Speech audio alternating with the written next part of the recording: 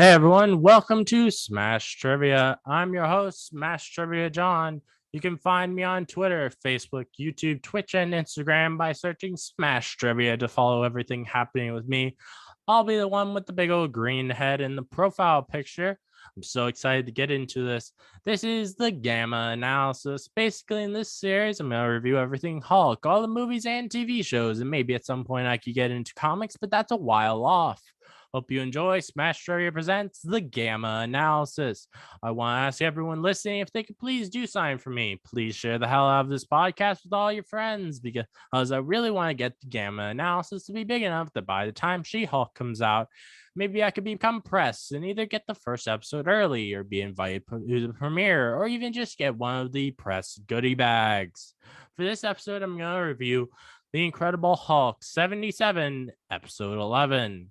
Our co-host today is Keith, aka KeithSketches, aka Filmkritter with a K. So how are you doing, Keith? I'm feeling a little shaky, and I'll tell you why.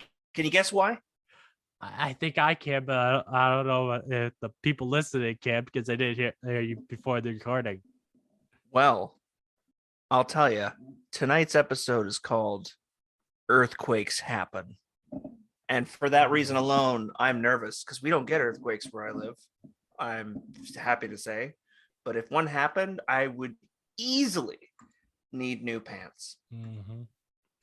I was like, you also were saying that because you're drinking a milkshake right now, or not a milkshake, a smoothie, You know I what? guess. You know what, John? You're smarter than me. That is what I should have said. I am drinking a smoothie or a shake of some kind, and yep. Damn it! I could have said I was why I feeling was smooth. saying the listeners won't know because you said it before the recording. I should have said I'm feeling a little quaky, but that's not a thing. Yeah. All right. So my trivia question for you this time is, what's the name of this team that Hulk is a founding member of that is known for fighting the supernatural with Doctor Strange, Namor, and the Silver Surfer? Hulk and the three weird dudes. As I can only imagine he sees them. Okay. I'll give you a hint. So there has been a adaptation made of this team, but none of those members are on the team in the adaptation. Well, what the hell? What does he call the I want to say the cartoon that he's in? It's called the Smash even Squad Hulk, or whatever. Even Hulk is not in the team in the adaptation. Okay. The X-Men.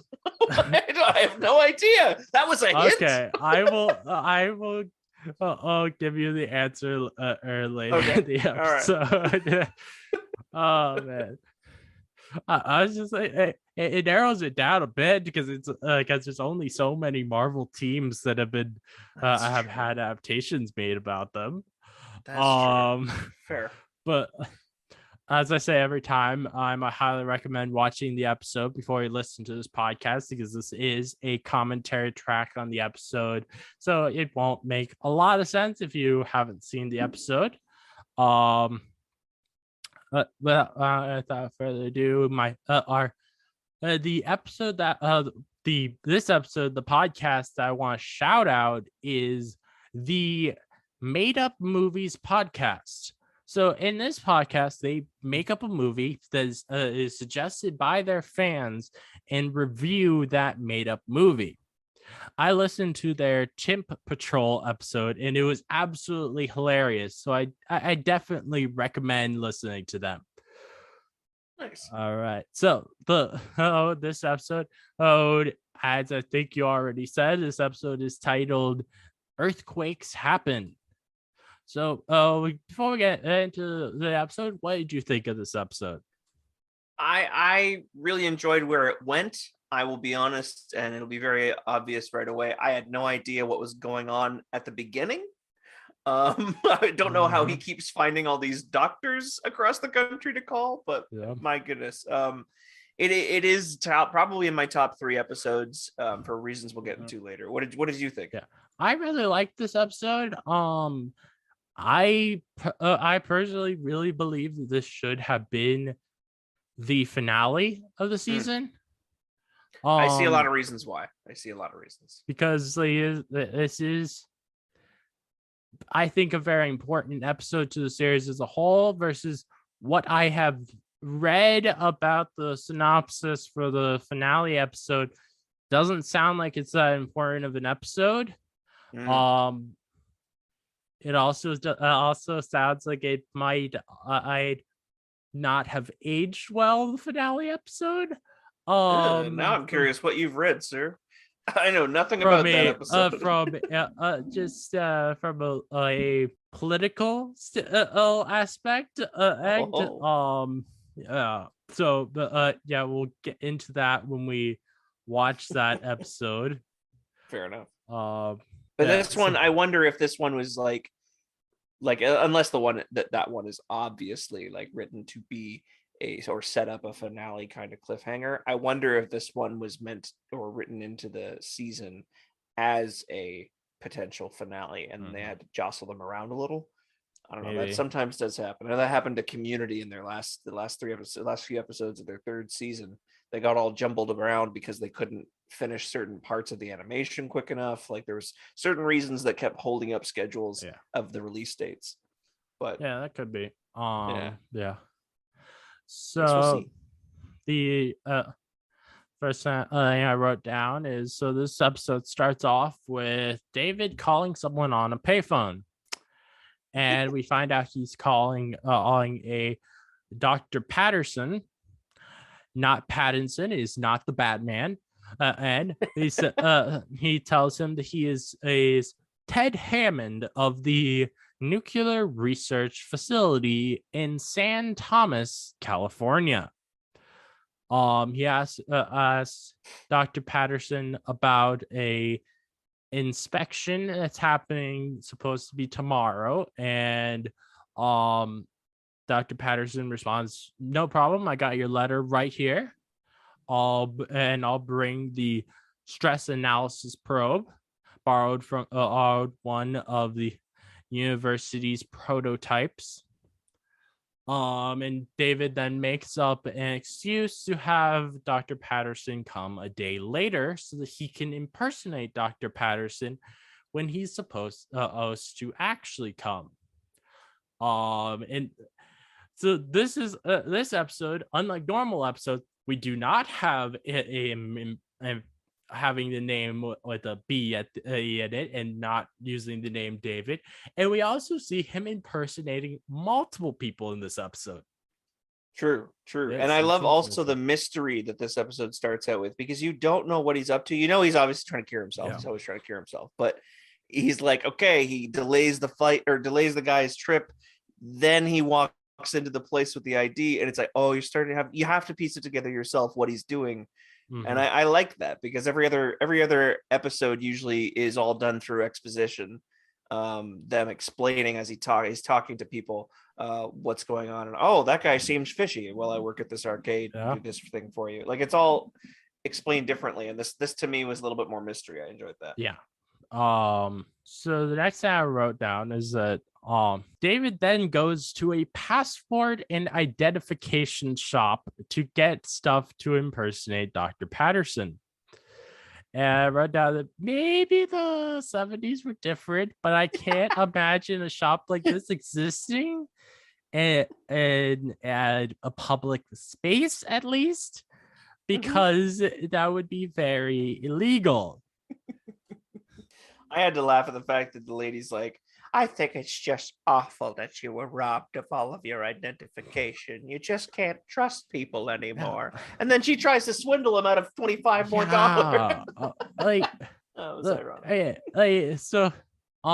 I wrote down I'm not quite sure whether or not the lady's just trying to swindle him for more money for no reason, or if she actually realizes he's not actually Dr. Patterson.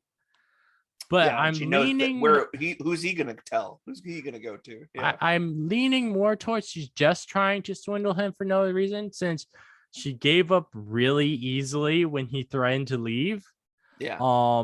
If she had known that he wasn't Dr. Patterson, she probably wouldn't have given up so easily, and because it Yeah. would be him who would probably be coming back. Yeah. Everybody needs the local identity store. What is that? If like, there might not what? be another one for miles. Oh my god. I just found that hilarious because it's just like, I feel like that would be very, very illegal. Agreed. And it's like if it were like not in a public space, like he got out of an alley, that would make sense. Yeah. But it's literally just a shop up on like a main strip of road. Like, It reminded me kind of like a very, very early version of, have you ever seen you ever watched Breaking Bad? yes. There's like the vacuum salesman who actually relocates you and like hides your identity, and it's like, okay, the shop is a front, obviously, but he'll clean up after you, he'll solve your problems, type of thing. It's kind of smart. But I honestly didn't look around and see what she was really selling or what else she was selling. Well, it literally, if I remember right, it says on the front of the shop, ID and passport shop, I think. Wow. With like, at least with Breaking Bad, it's a front and not just like just him be straight up, be like, oh yeah, I am hiding people. Yeah. Very true. Something fishy. I imagine the law would not be very kind to him if he did that. I'm looking at the other stuff in the room. She's got like, looks like bottles of chloroform behind her and stuff. It's just a seedy area. I don't know what she could possibly need. Brown bottles of liquid that look medical, and it looks like she sells glasses and like stethoscopes. I don't know. This is a weird business. I'm curious where they were going with this. Yeah. So the next thing I have is that we see Jack McGee trying to get info on a earthquake that for some reason for some reason, like, they're trying to hide. And like, we didn't at this point know that was the nuclear research facility, but I immediately was like, was guessing that it was, and we did find out that it was. We then see David at the front gate in his undercover suit, and a female voice says, "Identification, please." And after he gets through, David immediately stops because he sees Jack freaking McGee. Of course. David starts creepily watching and Jack take an interview from behind a truck till the security guard comes up to him asking who he is and what he's doing. Yeah. And David responds, "Dr. Patterson, the safety inspector." The security guard then tells him, "Oh yes, they've been expecting you. Follow me." I wrote that I'm really loving that we're getting a lot of McGee almost seeing David these past few episodes, as it really puts you on the edge of your seat watching it. Yeah. And I hope it's leading to something. Well, what I found so funny is that Jack he's not as obsessed, to me, he's not as obsessed with the big green monster anymore, because now he's taking other stories. It's just they happen to land him in the exact same place as David anyway. So it's like, maybe their paths are meant to cross at this point. It's very, very strange to me that they keep running into each other even when he's not looking for David. I kind of felt bad for McGee when he was calling out Dr. Patterson, and Banner just keeps speed walking away from him like he doesn't hear anything. And I was like, oh, poor Jack. Yeah. He's like, us investigators are invisible to regular folk. That's what it would feel like. Definitely. um so David signs Dr. Patterson's name on the sign in iron board and the lady at the desk is immediately suspicious of his signature. So she calls him back, but decides not to say anything about it.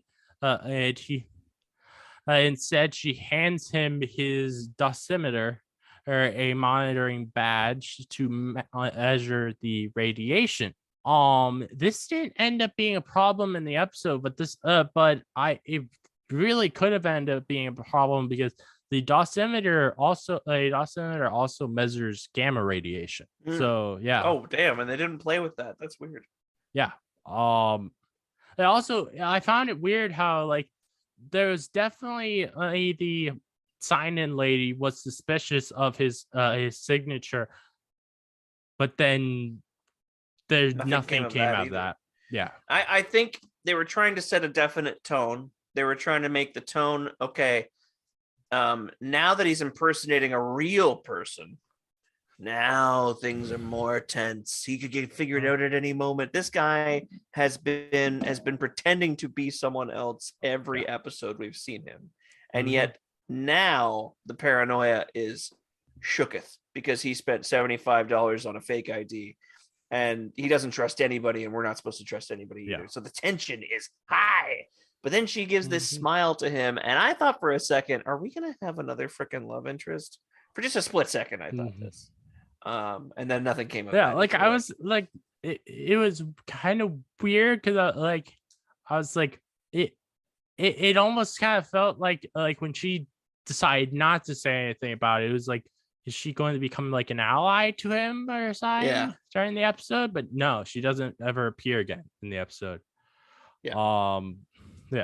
And instead of her being the love interest, or the supposed love interest, then we walk into the very next room, and I immediately went, well, hello, like this lady, I was swooning. Another accomplished doctor with prettier hair than ever. This is the prettiest hair I think we've seen in a while. I also wrote out Dr. Joseph, I feel like might become a love interest, even though her hair does not match the other love interest. She is an accomplished doctor, and that's his type. And she says that David takes as a compliment, but I feel like it's kind of a bit of a little bit of an insult. But she says, due to your experience, I'd have guessed you'd be a much older person. Yeah. I mean, I think that to me is like he's going to act like, oh, he graduated quick. And, he was just, what do they call a wonderkind, good at everything at a young age type of doctor. But clearly they're pointing out the fact that the real Dr. Patterson is an old man.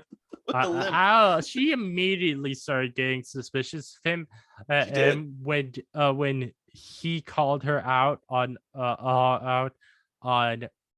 her safety not being up to snuff and she was like, oh, she must know much more than him, and that this means he's not the right guy, even though he was right. Her safety was not up to snuff. Not up to snuff. She thought she had that place designed to a T. Not a thing wrong with it. I really think that's hilarious how like she particularly that is what made her think he's not the actual person, even though he was right. Yeah. And they've got this like cat and mouse kind of play going on back and forth where she's onto him and he dodges, and she's onto him again and he dodges again. And it's the tension is high. The tension's higher than Hulk in episode 10. Yeah. Tension's higher than a giraffe's balls. Though we're jumping ahead a lot. Because I wanted to get out that higher than a giraffe's balls joke, man. I needed to say it. I've been sitting on that. All right, go ahead. Oh my god. So They say that they need the Dr. Patterson's assistant to make Dr. Hammond believe if Dr. Joseph's design of this place is still safe. And Dr. Hammond responds, he's not sure it was ever safe. You know how it is, Doctor. Design, build, and then see if it's safe. And now with the discovery of a fault line underneath us, which may become aggravated by the lowering of the water table along the coast. David says, I can appreciate your concern. After Dr. Hammond leaves, Dr. Joseph shows David the plans of the facility. And then as Dr. Joseph takes a phone call, she tells David he can choose where to start. And David immediately sees the words Gamma Lab, and he freezes as we get a flashback from the pilot episode. Yeah. So the flashback first shows Dr. Elena Marks seeing Hulk right in front of her, and then David talking to her about how to control Hulk, if it's even safe if it isn't even safe to study, and how can we keep it from ever happening again. And Dr. Elena responds, I don't know. We can certainly try X-ray reversal, the radiological treatment to try and counteract the gamma rays. Back to the present, and David says to Dr. Joseph, I understand you're doing some studies on gamma ray reversal techniques. And then Dr. Joseph, in a definitely sensual voice, says as, oh yeah, I'd much rather be discussing them than how many fire extinguishers we have. She said that sensually. It sounded sensually to me when I was watching the episode. I did not pull off saying that sensually because I'm not so good at talking sensually, and this isn't really a sensual sentence as well. Some would say with the right audience as well might have helped. But these are some of the reasons why I was immediately swooning for Dr. Diane Joseph until we got that flashback of my first love, the still favorite character, the even prettier hair, Dr. Baxter. I'm just kidding. Dr. Elena Marks, who is so damn pretty. And I love her voice and I love her acting and I miss her. Yeah. Just saying. So the next thing we have was David actually no. She's still talking about she loses the central voice where she said, but right now, well, you saw Dr. Hammond, and David responds, yes, the detailed lab plans aren't here. And Dr. Joseph says, as I didn't think you'd need them. The lab doesn't affect our safety. And David says, well, that's true, but I would like to inspect the primary power lines, and according to the plans, they run right through the laboratory. And then David says, as I assume you have pass keys to each level. And Dr. Joseph says, well, of course I do. I explained that in my letter. And then David saves himself by making it a joke, saying, well, that's why I knew to ask. And this is that cat and mouse thing I was talking about. Yeah. Dr. Joseph then tells David he doesn't need them though, because she's going to come with him. David then tries but fails to stop her. While walking, Dr. Joseph asks David about the stress analysis probe that Dr. Patterson was supposed to bring, and David quickly says as it malfunctioned before he got here, so he'll just use conventional methods. And Dr. Joseph then tells David she'll be right back, and she goes to call Paul, asking him to pull the security dossier there on Dr. Patterson and meet me on level 1. Oh, and Paul, have Marsha page me in a minute and a minute and a half. Code blue or code 2. And so then David once she comes back, David starts trying to get her to take him down to level 4. But the page she asked for now comes through the radio, and she says she has to go, that Patterson to please stay here. Yeah. David tries getting her to give him the keys, but she doesn't budge. So he says he'll check out the ion generators while she's gone. Everything about Bixby's acting in this scene or these scenes and him, his sneaking around afterwards, she starts asking questions, or no, everything about his acting in these scenes is he's getting what we call in the RuPaul's Drag Race fandom the villain edit. His facial expressions, how he's going about this whole operation, he seems sinister as hell. And it's just very funny to me that we're getting to see this side of Sneaky Dave, because he's always been sneaky, but we've never, I don't know, we're so usually on his side, and yet he's like deceiving this like innocent person. Yeah. It's very rare to get to see him get this kind of villain edit. Yeah. It's really cool to see though. Yeah, I agree. So I was enjoying it. So after she leaves, David starts trying to get through the door to the level 4. First, trying to shove his name tag in the scanner to open the door. I don't know why he thought that would work. But then he grabs and has a security axe, or a fire axe, and to jimmy the door open. Yeah. I was not thinking he was going to use it to jimmy the door open. I was thinking he was going to shatter the glass. Yeah. The axe was an extreme choice. It's going to be pretty obvious when he starts smashing and hacking things, or jimmying. Well, jimmying at least is not as noticeable. Definitely not as loud. Yeah. And that axe comes into play again later in the episode. So the next thing I wrote down was that he doesn't end up having to jimmy the door open, because 2 people walk through it, causing David to hide, but they left the door open.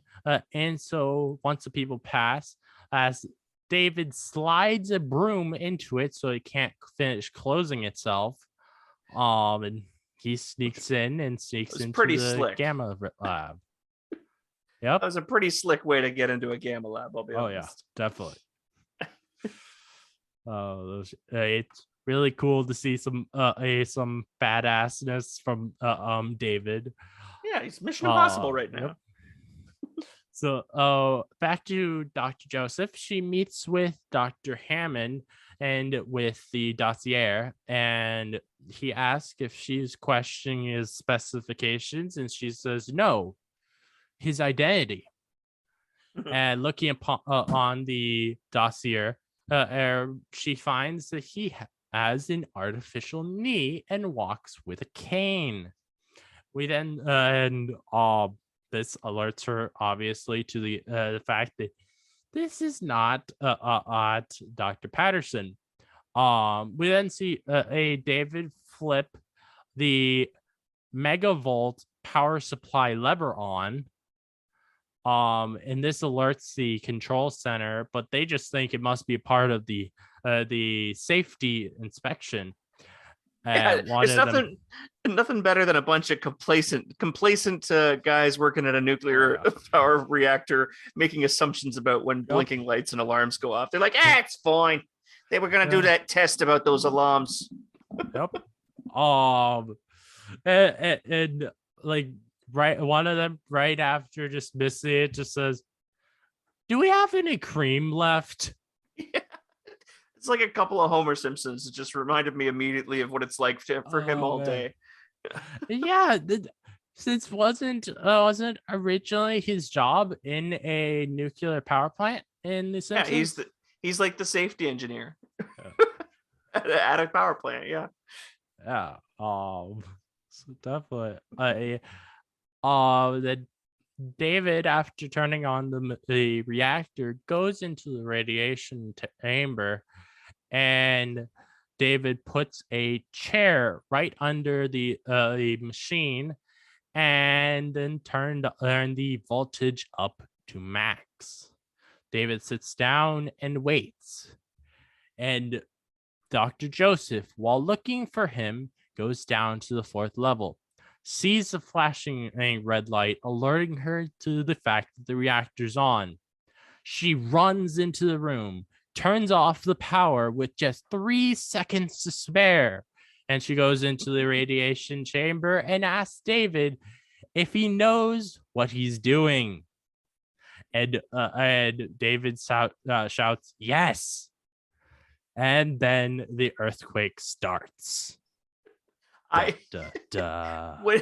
she stormed in the nick of time, saved his life, what she assumed was saving his life, and she just asked him, do you know what you're doing? I was so excited for their like juicy, dramatic argument to take place here. I had completely forgotten what the damn episode was called. I knew it was called Earthquakes Happen. I did not remember that was going to happen next. So when that actually hit, I started laughing at myself for the simple fact that I'd forgotten the whole title. Mm-hmm. Should have been waiting for an earthquake the whole time. I was too encapsulated by the acting. Definitely, it can strike at any moment. It's like going to see the movie King Kong and just getting so wrapped up in the two characters arguing that you forget there's going to be a big monkey in a minute. Yeah. So let's see, now the next thing I wrote down is that David and Dr. Joseph then get locked in as the building around them has stuff falling on people everywhere, and Dr. Joseph gets knocked out by the blast, and David gets crushed by machinery that falls on him. And something said was changed from gamma to laser, and I wrote down that definitely can't be good. And it's like as if that's two settings on the same blender. Yeah. Like, whoops, I had that set to laser. Yeah. And we find out that the laser is the machine that David was trying to have hit him earlier. And now it's causing fire on the ground, and David turns into Hulk and is immediately able to get what was crushing Banner off because it doesn't really weigh anything to Hulk. Hulk breaks off the laser and throws it. And I think this actually might be the first time we see Hulk actually struggle to hold sign because of how heavy it is. The laser machine was just so heavy for him. Oh, dang. Yeah. It definitely looked like he was struggling while in the episode.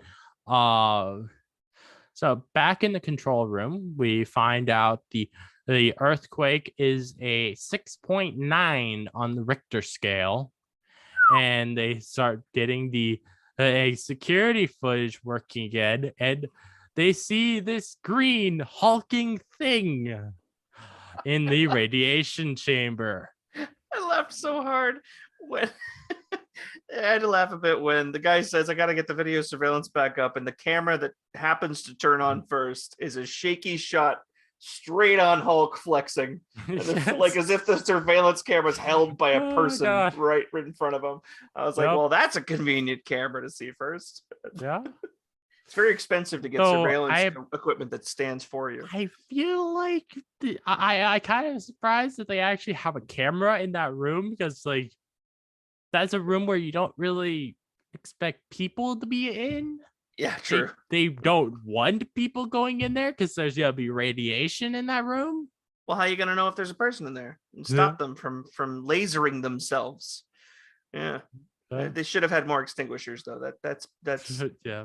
It's Dr. Joseph's fault. That would have helped with the earthquake. So the next thing I wrote down was that during one of the various shots of how the earthquake is affecting outside the facility, we hear a voiceover saying, "You people on the sidewalk, away from the buildings, we're expecting more aftershocks." And then it cuts to the passport and ID shop owner freaking out while holding the door to her shop. And then we see the Hulk pick up Dr. Joseph and put her down in a hopefully more safe place than where she was before. Though I don't know how you would be able to tell that that's more safe area than she was before, but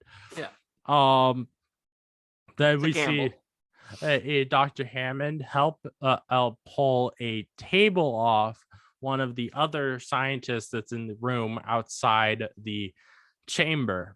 And we find out that they are also trapped. And then Hulk throws a chair in frustration and starts bending the wall as he hears Hammond shout, "Diane, can you hear me?" The control center tries getting a hold of someone in the Gamma Lab, but Hulk touches the panel with the that has the phone on it, which just instantly explodes it for some reason. I don't know how that worked, but it's a very dangerous lab even before the earthquake. And just for good measure, he breaks it off the wall. And then Hulk sees that Dr. Joseph is starting to wake up, and he goes over, touches her forehead, and then holds her hand. And this calms Hulk down so that he can turn back into David. And I wrote something that ended up not being the case, but it's very convenient that it's not the case. Look, I had wrote at the time, I expect that when she fully wakes up, she's going to be very weirded out by the fact that that David has no shirt on. But then I wrote, oh, never mind, he finds a supply of white button-down shirts to wear, in which I think that might be the most convenient thing that this show has ever done.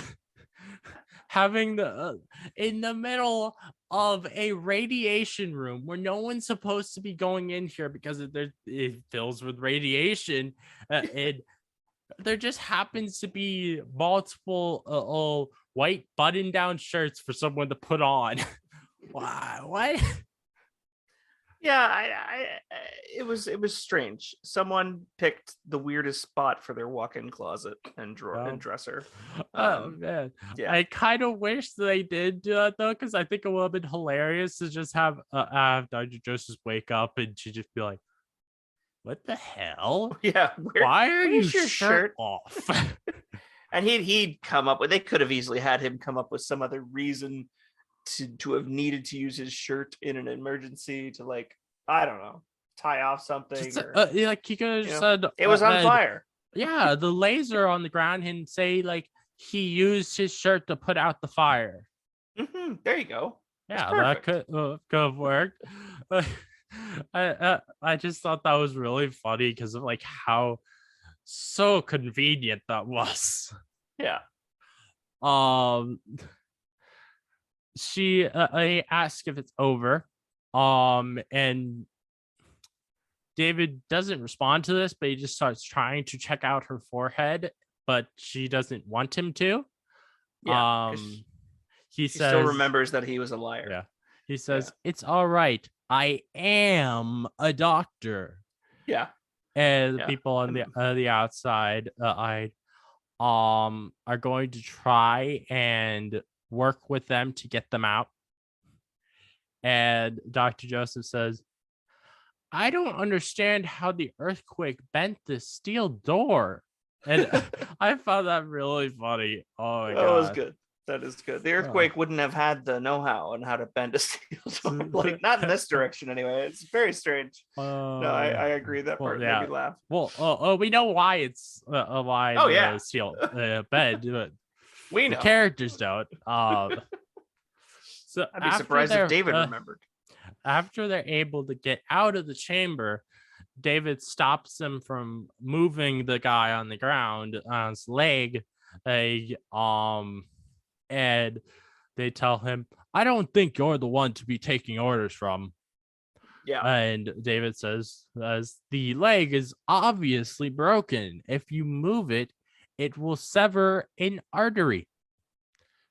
And then the same guy who was questioning him before says, who is this guy?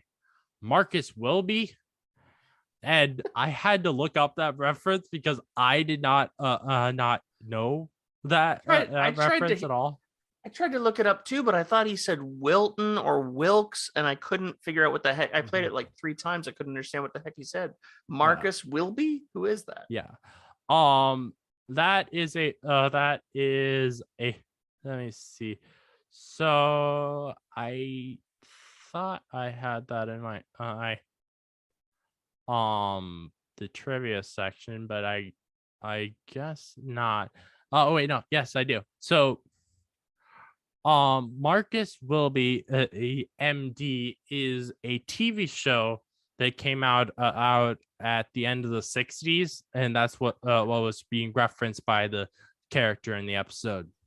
Yeah, this super lovable character, this character named Turner, who I don't know what his job there is. If he's a scientist, he came on apparently casual dress day or something, because he's just wearing like a flannel and like a gold chain. It's like unbuttoned, but this guy is a dick.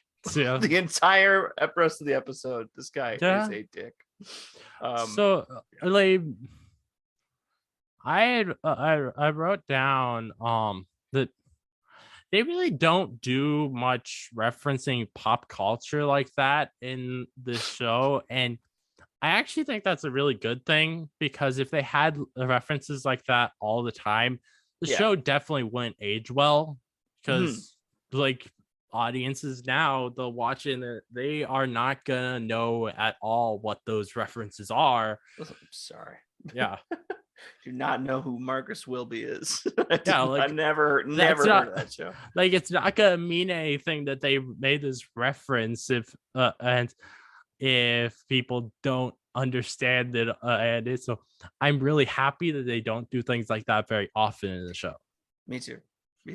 My favorite thing more so is that they draw on their influences from pop culture more so in a nuanced way, like I was saying last episode, or not last episode, but the trucker episode, how it was drawing on a lot of things like Smokey and the Bandit and other like chase sequence, big desert highway chase movies.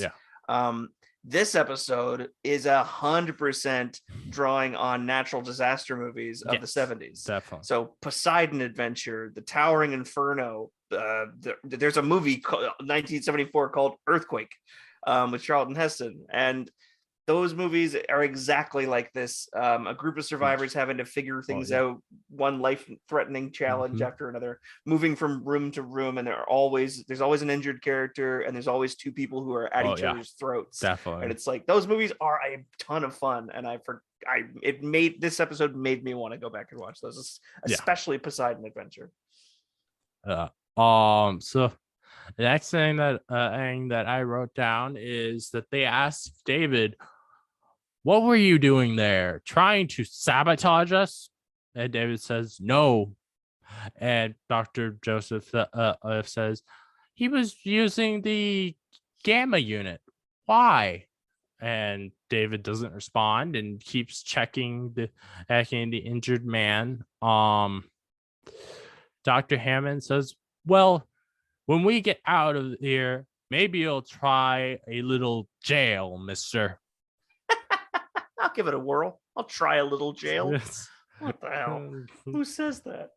Yeah. I like that he's just ignoring him though. It's like all of his questions and stuff. The best lies are the ones you don't have to say at all. Just avoid answering everything. Yeah. It's the same way that the first Dr. Rhodes was trying to deal with in the first place when Carrie wanted to keep her baby. Yeah, true. I really want to keep it. He's like, I'm not going to look at her. I'm not going to say anything. Just going to keep administering this, whatever the hell he was doing. So David says, "I'm pretty sure it's broken in one, maybe two places in the tibia. So get me a roll of that computer readout and hand me some of that wire, quite a bit of it. While David and the others are working on the injured man, Dr. Hammond starts looking around for supplies and he finds two flashlights in a drawer. I don't think those two flashlights ended up really helping them the rest of the episode, but he does that.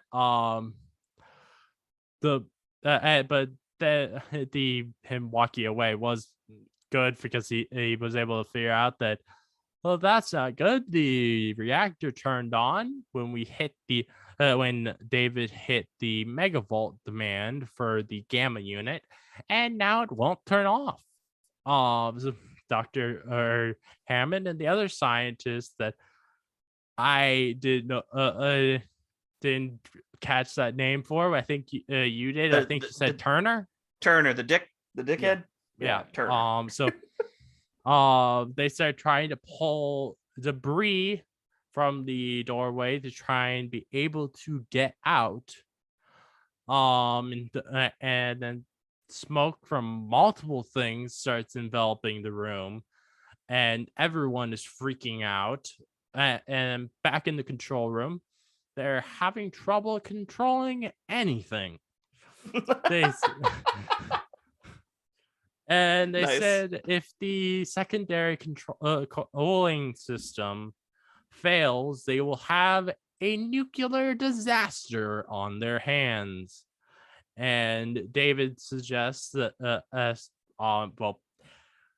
David, back with the other people, not the control room. David suggests that they go through a vent, but apparently that will electrocute them. Oh. David it figures out that that if they cut the wires, it will break the current and they'll be fine. And they act like this is some absolutely crazy, insanely smart thing they figured out. Every one of them should have been able to figure that out.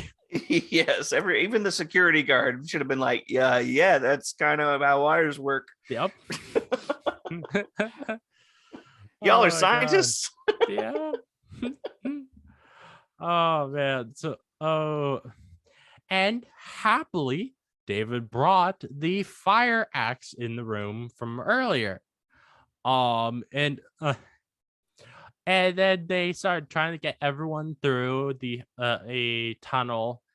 And I'm wondering how they actually managed to get the injured man through, because they didn't really show us them getting him through. They just cut through to everyone being on the other side. In this sewer-like area,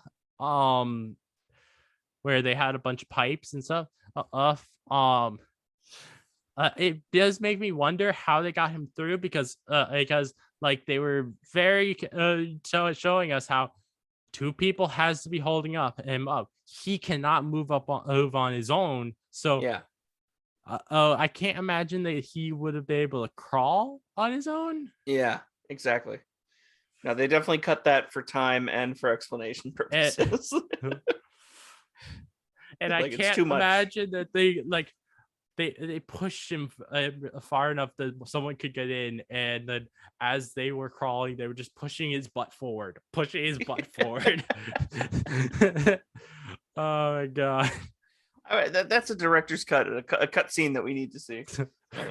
So, someone just pushing someone's butt forward, and Why not? Oh, Pushing a very grateful man's butt forward. He's like, "Thanks, guys. I really appreciate it." Oh my god.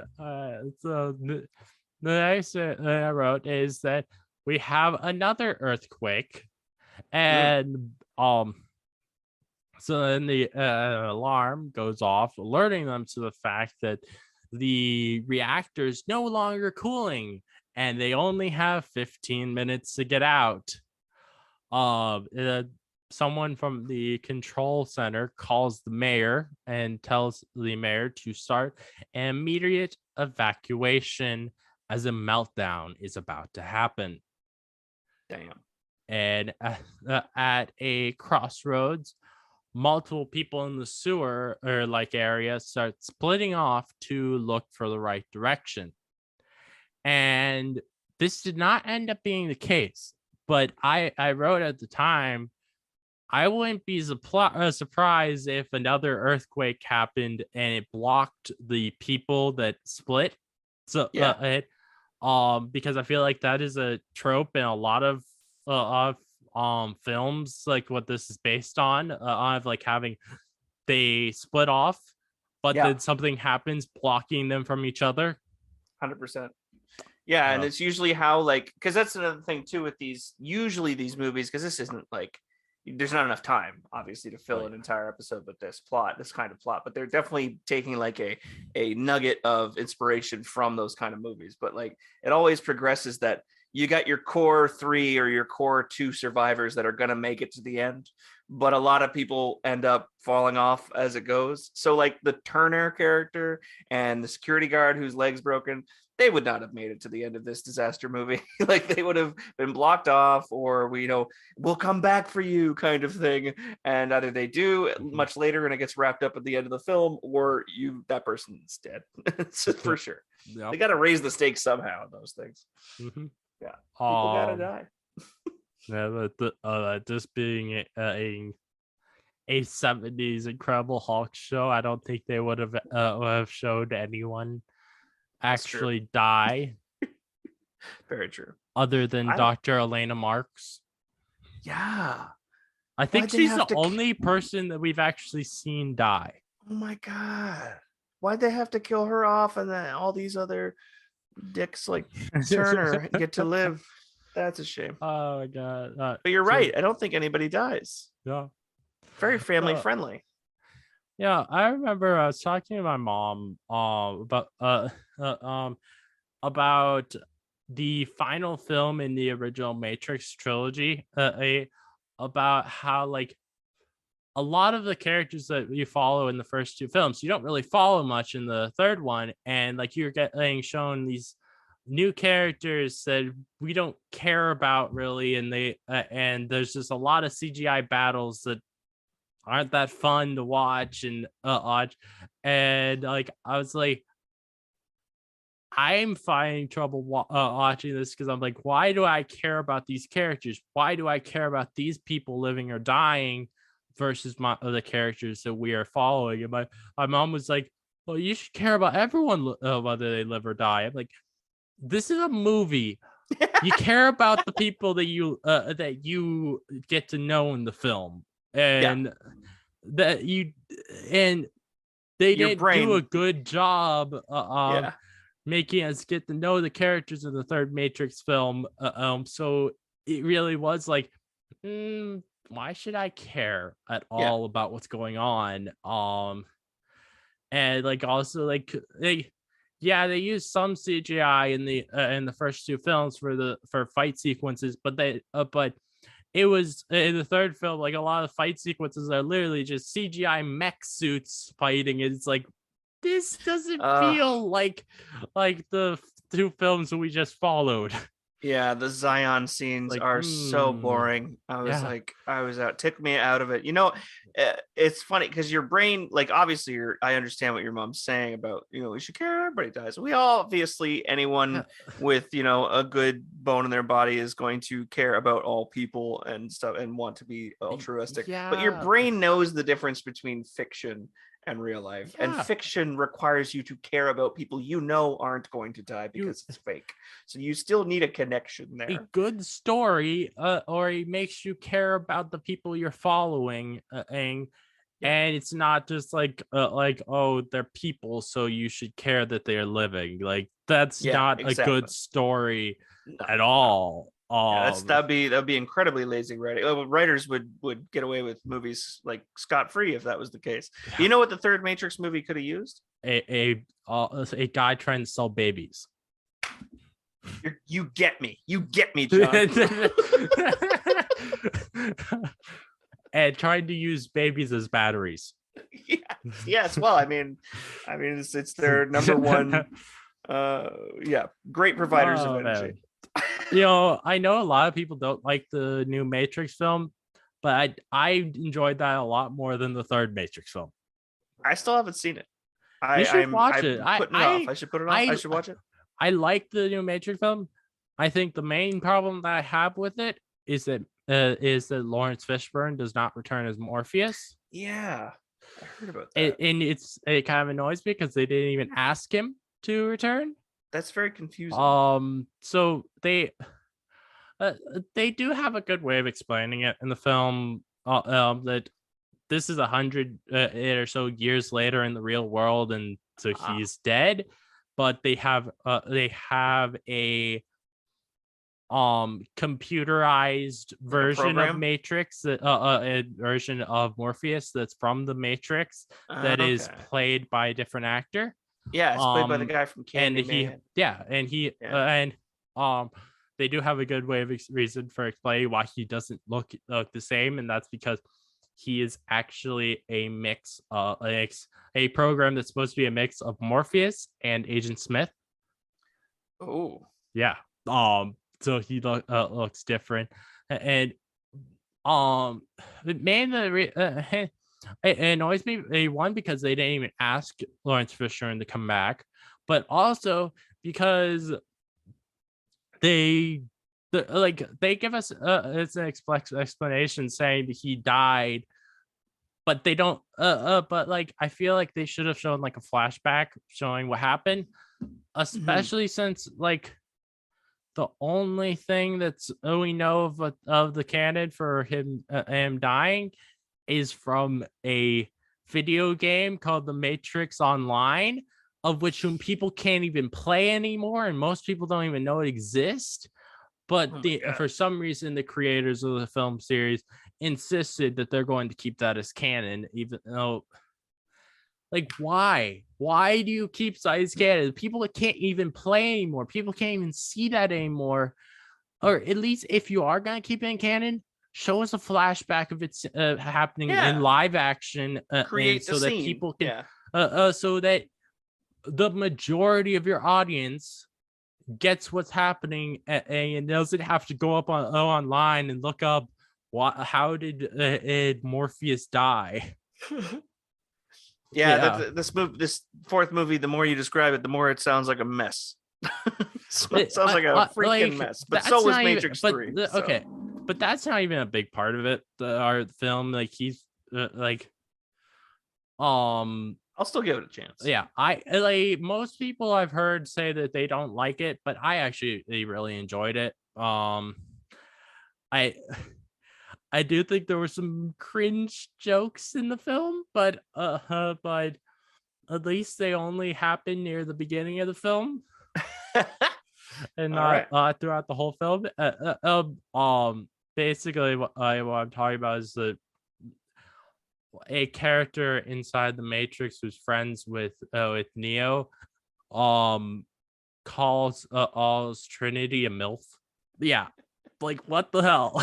That's a really weird joke to be in a Matrix film. I have not heard that phrasing in a long time. Yep. And Wow. they and and also they have jokes about the reason that Matrix X is he's supposed to be making a new Matrix game within the movie because of their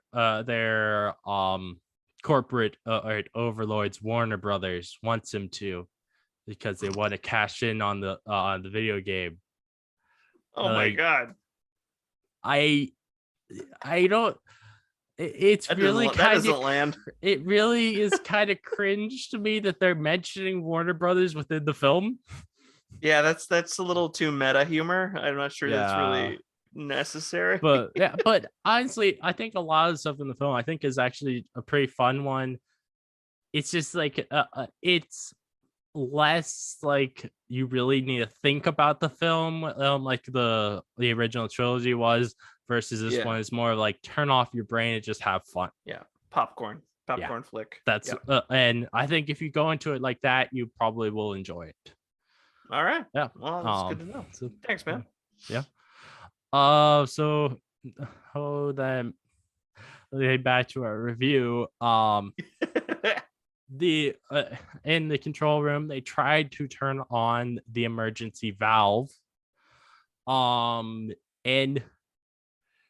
I think it actually worked, but it won't help them. But then we find out no, it actually didn't. Weren't able to get the emergency valve open, and at least people in the control room weren't able to. The final alarm went off. It means they only have 5 minutes to get out, and the faster the alarm beeps, the less time they have. And in the control room, they're at the point where they actually start evacuating the people from the control room. So because of this, David and the others believe that they have no one to come save them. But happily, there are 2 main guys in the control room that are trying still to keep trying the valve. They end up still leaving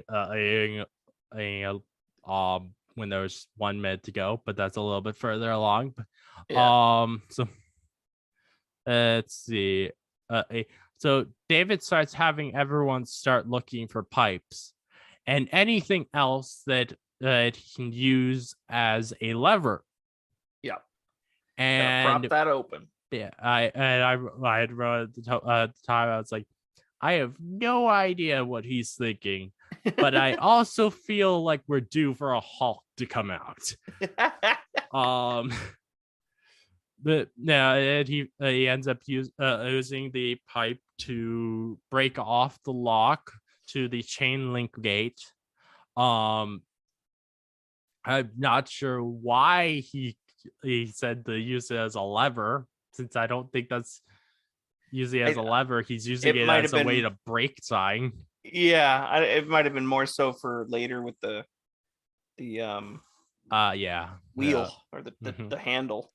Yeah. So then and David and the 2 other guys that are not injured go over and try to start opening the valve, but smoke or a steam comes out, causing the 2 others to run back. But David stays, mostly because he can't run back because the steam's in front of him.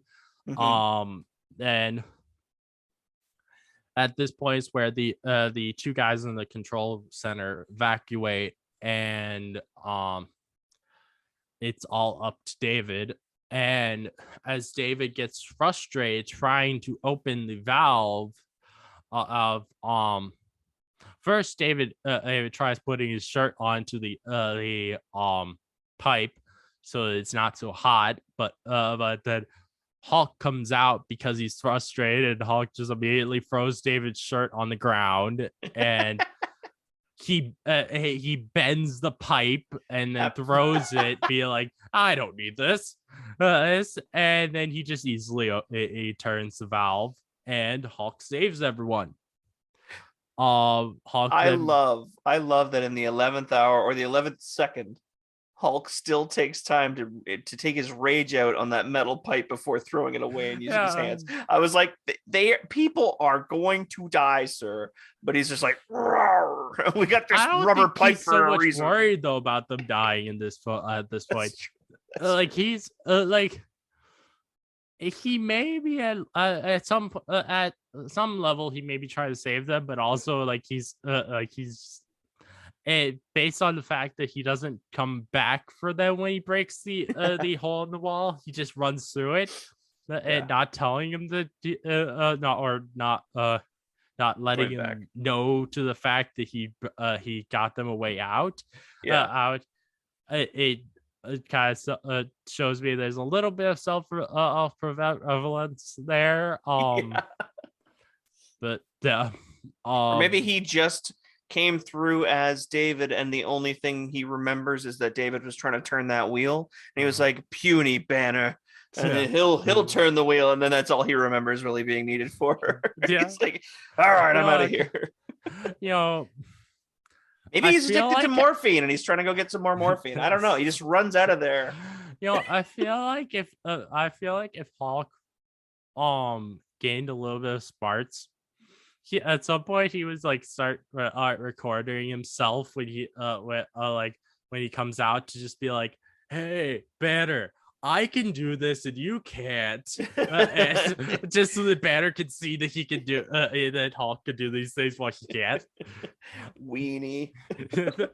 Because I feel like if Hulk could, he would want there to be a way to show Banner that he can actually do these things that Banner can't, just to demean Banner.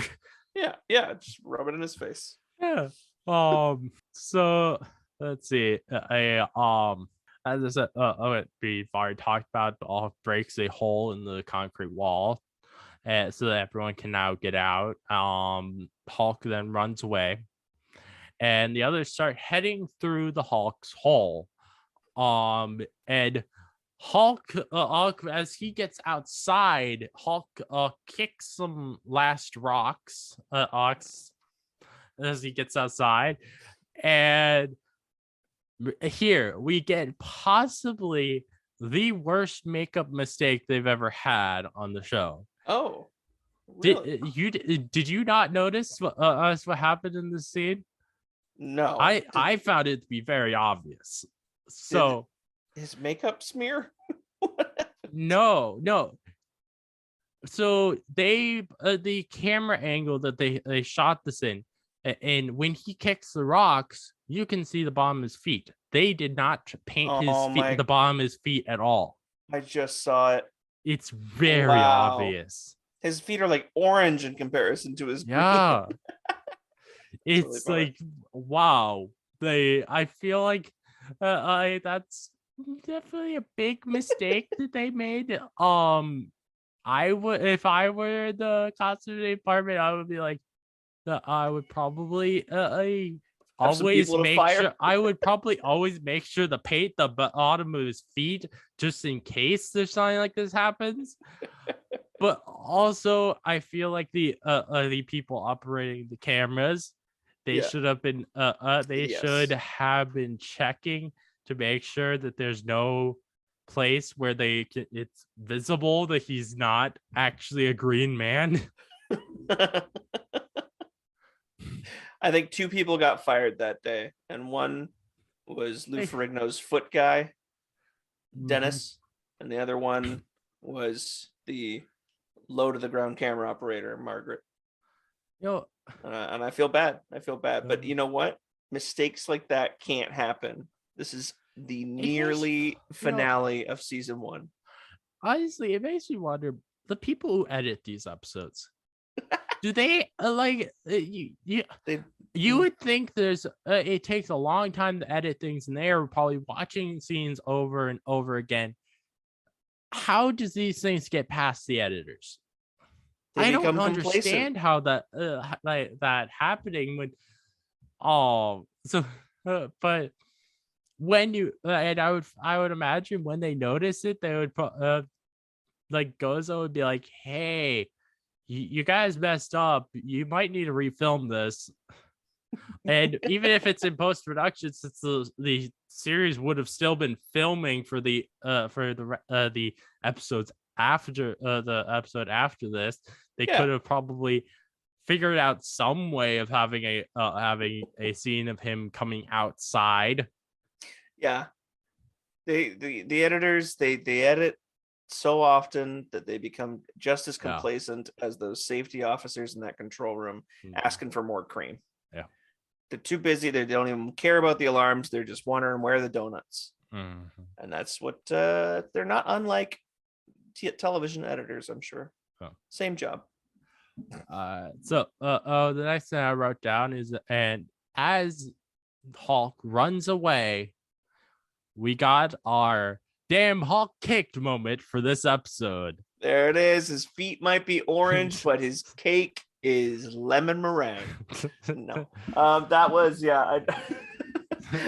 Ferrigno can't lie. He clearly does not have another stunt double playing his part for this scene. that is all Ferrigno.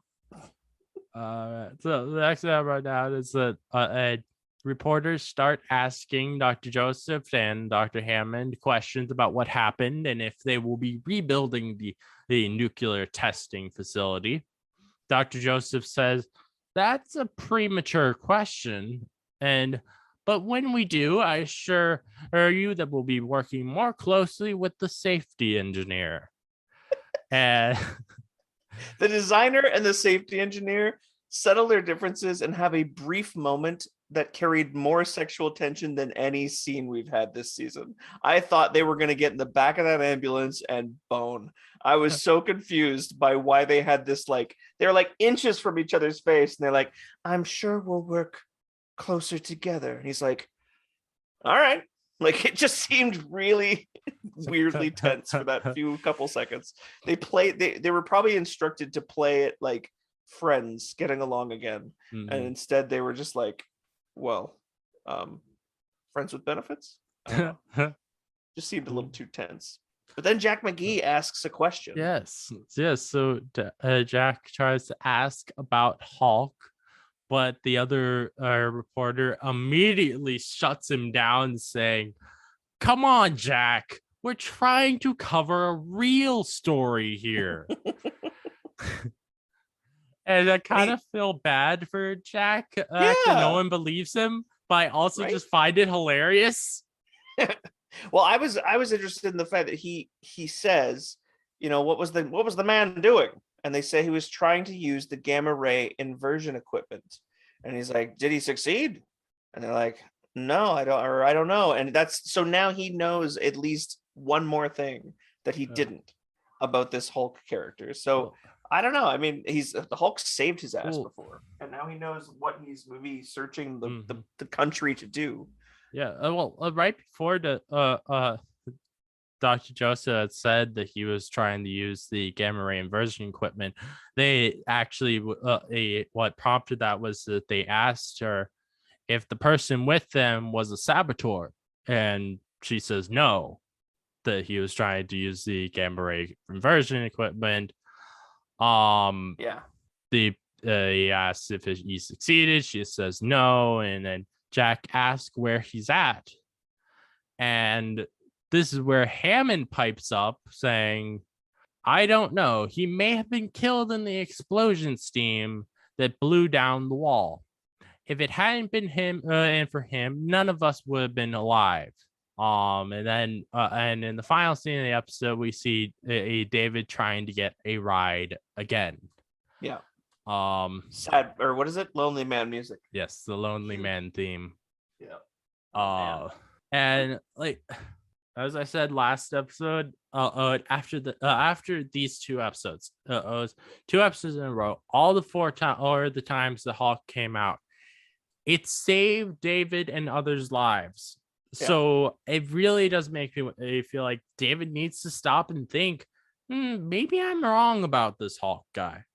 Yeah. If he doesn't, I kind of feel like that would be out of character for David, this guy who's a very good person, who's always compassionate and helping others, but he refuses to believe that that he may be wrong about the Hulk. Yeah. Like that, I feel like if he doesn't, I really do feel like if he does not stop and start thinking about that, that it would feel a little bit out of character to me. It'd be cheated. You'd feel kind of like how does he not come to this conclusion by now? But Yeah. at the same time, I mean, we got 3 more seasons after this. Maybe Yeah. it does come. I would hope Hopefully. it would come to him eventually. Yeah, hopefully, but like at this point, he has probably been with the Hulk for like the majority of a year, by now. So he should be able to get to know Hulk at least a little bit by now. Yeah. But he also is always checked out every time. He doesn't remember fully what happened each time, right? So he has to piece together. He doesn't really have a chance to get to know Hulk. Compared to knowing what he's really left in his wake. He gets to know what he left in his wake, and like, he broke some things, but he's not. But the majority of what he did was he saved people. Yeah, and he beat up the same bad guys that David wants to beat up. Yeah, even though David is a weakling, so he's not going to beat them up. Yeah. He might slide a broom at them, though. Oh, he's good with those. That reminds me of the casino episode, and he and like where the casino boss starts trying to fight him, but it's not really a fight because he doesn't even try to fight back to the casino boss. He just gets beat on. Yeah, exactly. Until the Hulk comes out. Yeah. He's not a fighter.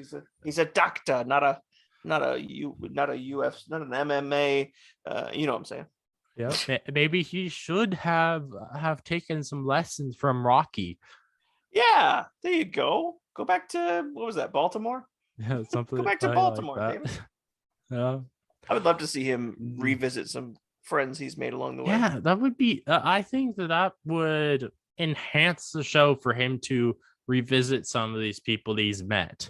Yeah, see what their lives have become since he intervened. Yeah, definitely. Yeah. So again, I really liked this episode, and I know you already said as well you really liked it. I loved how sciencey it was, and I love how Dr. Joseph had a good chemistry with David, but they didn't force her to be a love interest. True.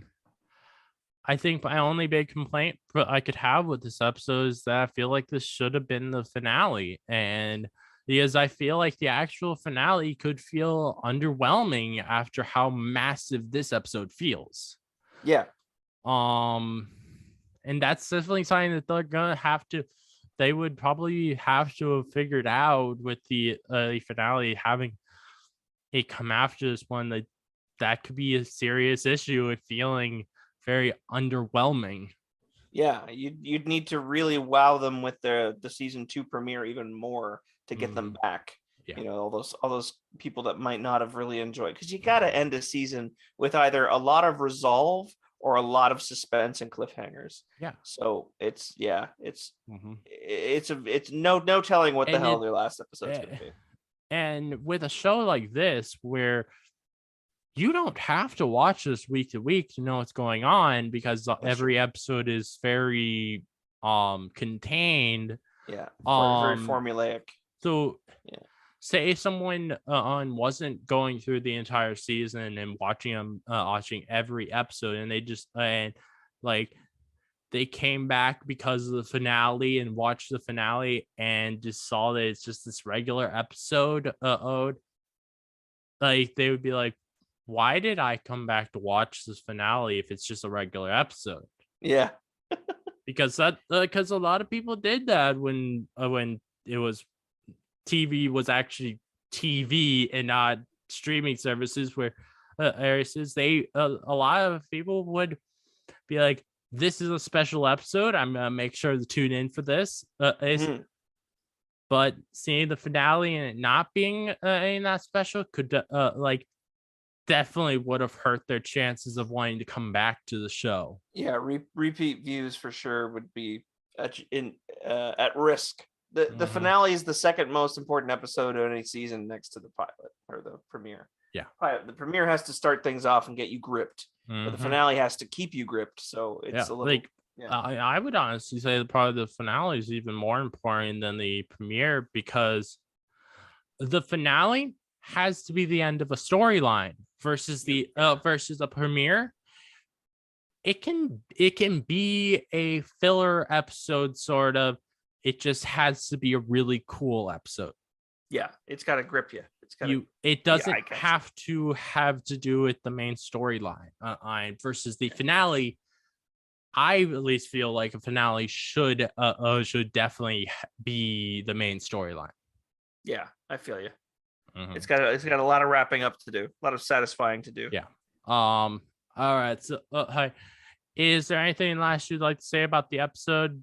I love when I recognize tropes of other things that I know were popular in the 70s, and when I see something like a disaster kind of scenario that would have definitely spawned from things like Towering Inferno and, like I say, Earthquake and Poseidon Adventure. It made me very nostalgic. It made me tickled that they go to the levels that they go to make every episode like movie level like drama, and like no two episodes, like as much as the episodes are the same, there is a formula going on. You know, the Hulk comes out twice, he always saves the day, there's usually some crooks involved, but each episode is a different genre in a way, which makes me very, very happy. So I really like this one. Like I say, it's in my top 3. I'd have to go over the episodes to really know which part it places. I think it still is like the premiere, the pilot episode is still one of my favorites. This one might be just below it. So whether there's another one in front of those two or in between them, I feel like the most likely, if there is one between those two, it would be the final round for you, because I know you really like that Rocky episode. Yeah, I do. I think that one is up there for sure. Yeah. You're right. Yeah. What about you? What's your top 3? I don't know. It really is a hard thing, because it's hard to think back and just be like, oh, these ones are the best ones and not the best one. I don't know if I could actually say what is my top 3, but I think that this episode and then the 10th episode, these two that we're reviewing tonight, they are definitely some very high up there ones.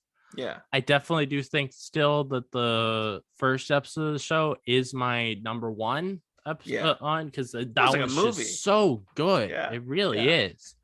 It deals with the origin in a really good way, I think. Fair enough.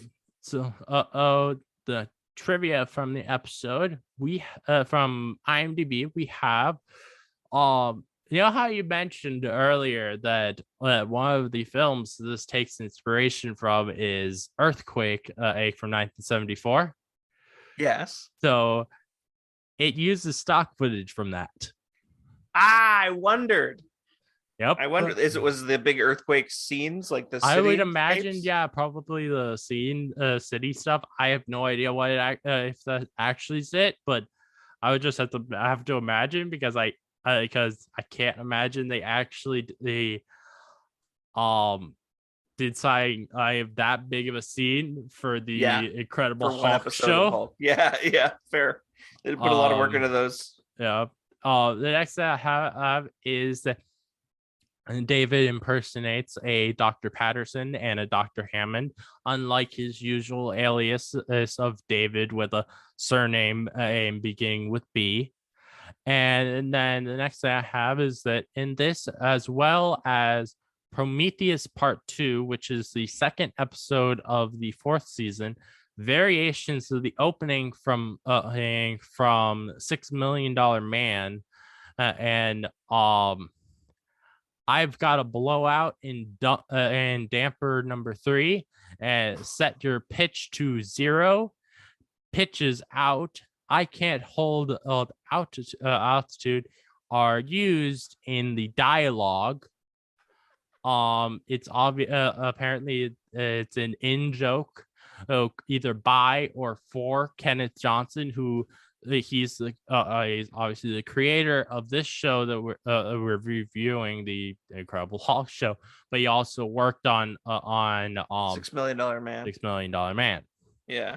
And the original title that this episode was scripted as, and I honestly think that this would have been a better title for the episode. I think it would have made it feel even bigger. Is the original title that they were thinking of going for was Nuclear Cave-In.